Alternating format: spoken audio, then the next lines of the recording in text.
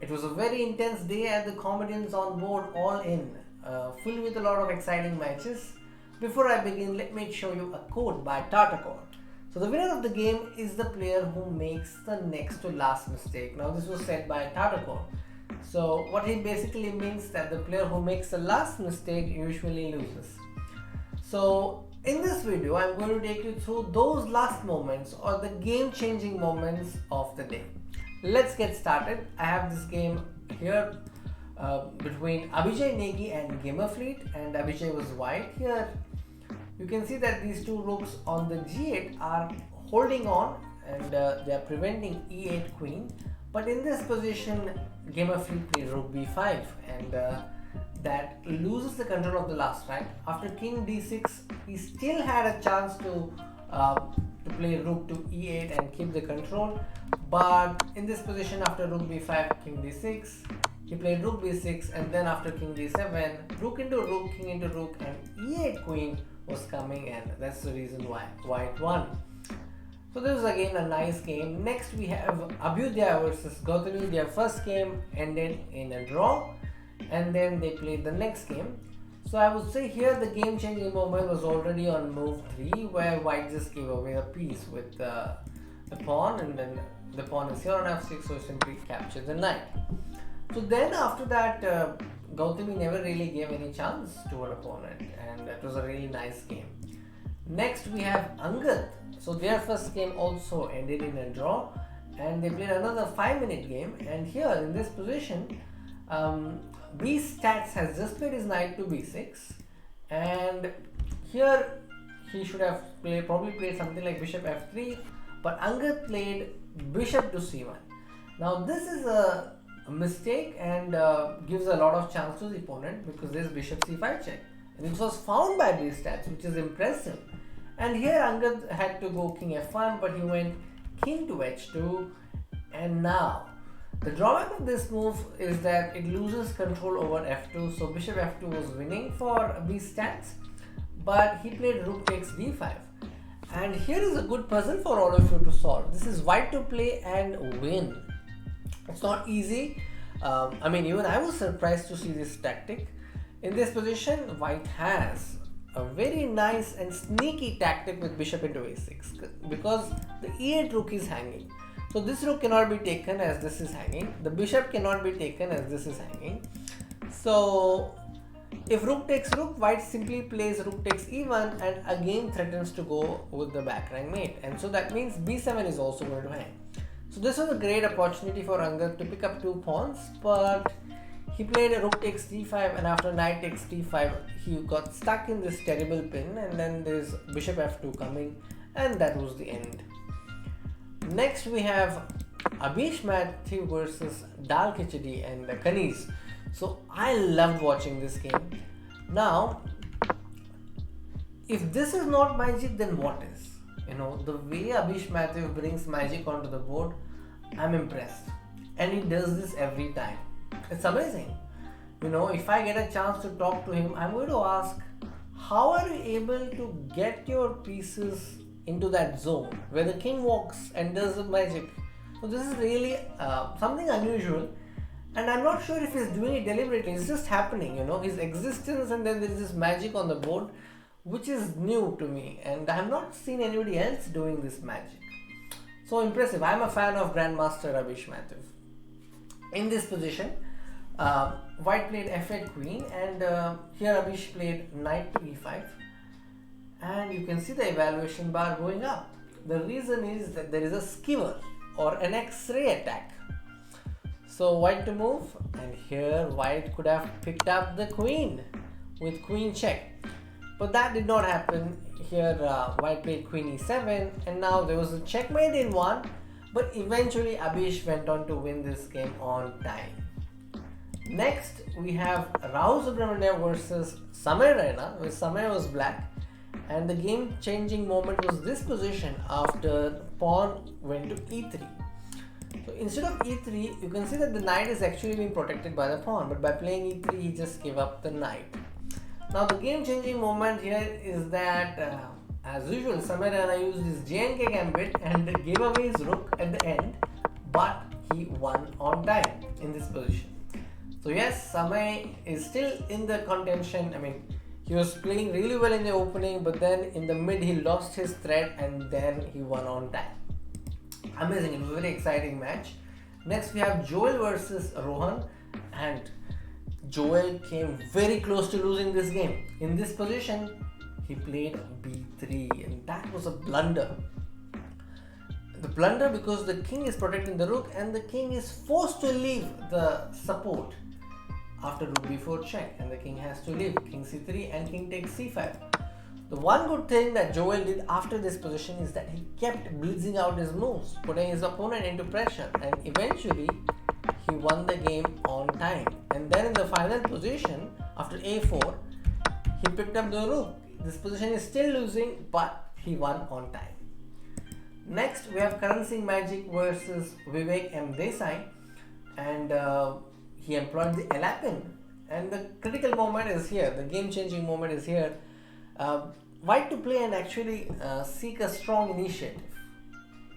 Okay, the move is e5, exploiting the pin.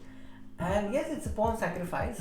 And if black takes the pawn with knight takes e5, there is a very nice resource based on preventing your opponent from castling. Kudos if you found queen d6. If black goes queen e7 here, there is queen e7 followed by knight d5 check. If the king goes here, there is a fork. And if the king goes to d6, you simply pick up the knight. Now a fascinating line is after knight c6. The move is amazing. The move is king to d2. The modernized version of Boncloud. Now rook e1 is coming and the black king is in danger. So if black plays something like a6, there is rook e1 check, and once the knight comes to e7, you just take the knight. So that was a game-changing moment. And then there was also another moment here where Karan Singh he could have saved the game just by going king d4, because this is an opposite color bishop endgame. And if the pawn goes to g2, you can just play bishop to h2, and when the king goes to h3, you play bg1, and you bring the king and it's a draw. But he played bishop on g3 and then gave away all the chance, and then his opponent Vivek Desai won the game. Next, Kenny Sebastian he is really playing well in this position. I think this is the only scary moment for him, otherwise this is a very nice position for him. He played f3. Now this somehow compromises the king's safety, and after e takes f3, g takes f3, rook e8 check, his opponent could have got great chances, but his opponent played knight d7, gave away the bishop, and after that Kenny just won the game. There was no chance after that. Then there was this game between Nivedita and Prakhar Gupta, and looking at the game, it feels as if they were trying to win an award for a best design, I think, because you see, if you look at the game, they are just copying the moves, and reminds me of the story Monkey and the Cap. If you don't know that story, please Google it. And then eventually Prakhar decides, okay, let's go d takes e4, and then he won the game. Next we have Manik versus ADG5, that is Anirban Dasgupta. And I think in this game the turning point was very early with queen e2. White had to play queen e2 to protect the bishop and also attack the pawn, but he went bishop d7, and after queen d7, Anirban was really consistent with the game. I mean, I could not spot any mistakes. He got the initiative and kept the thread until the end, and really he showed his class in this game, I would say. There's really nothing to say. I mean, he played really well in this game.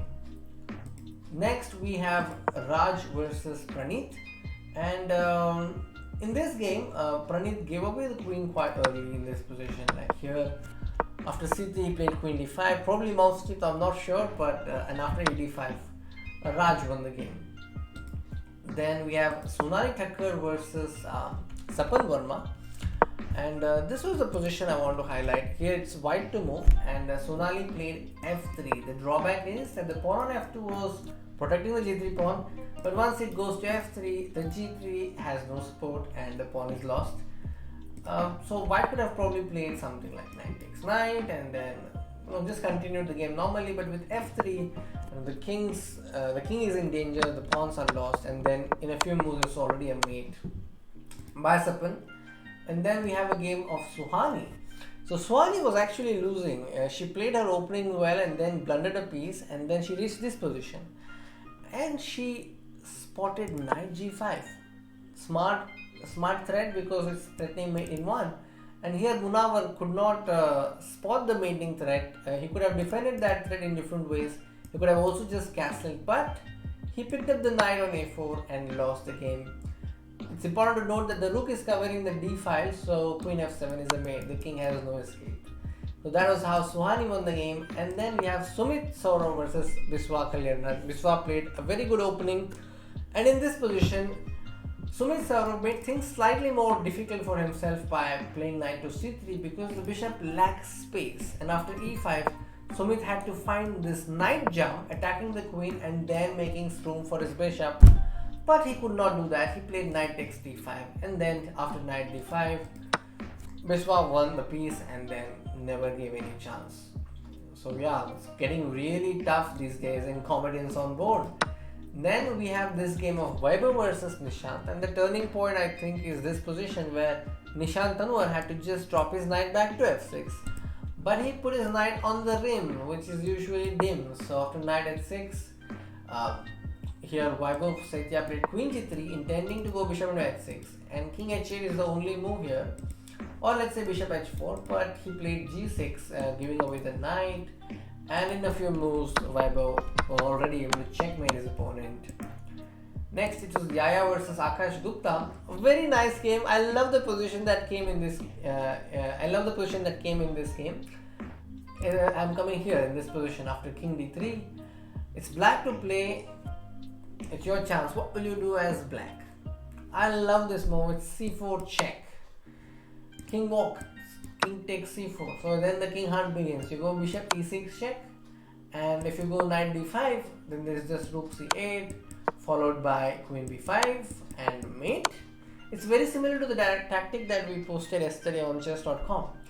So after king c4, bishop a6, if the king goes to d3, then you play queen a6 and then you win the game in the same way. So this was a win, but here Akash Gupta played bishop e6, and after b4 he was so close to win. This is a c4 checkmate. King on d3 is stuck and it's a checkmate, but he missed this and played cb4. I think this is the beauty of COB, that there's a lot of excitement, and it's hard to predict things in this, and that is what makes this contest a very exciting one. So after cb4, ab4, queen b4, rook b1, there was another chance to deliver the checkmate, but yeah, he went queen a3, and then eventually Yaya won the game on time. And next, here is the perpetual game that took place after queen c8 check.